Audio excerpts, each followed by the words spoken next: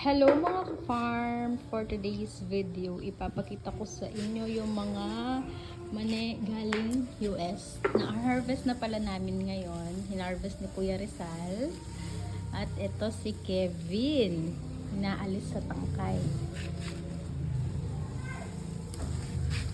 Tingnan nyo mga ka-farm. Ayan sila ang lalaki. Pati yung mga dahon.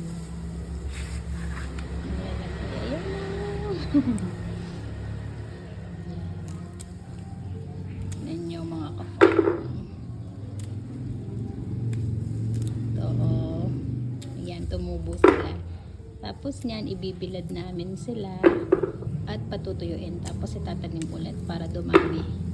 So, nung nakaraang araw, bumili ako ng mani.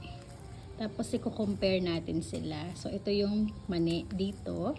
Tapos, ito naman yung mani na galing sa US.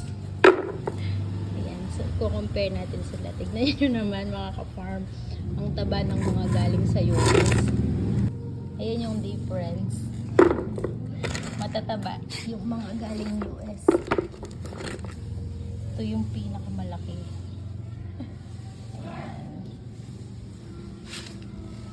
Yung dito sa atin mapapayat, yung doon ang tataba. Ayan. So, yan lang mga ka-farm.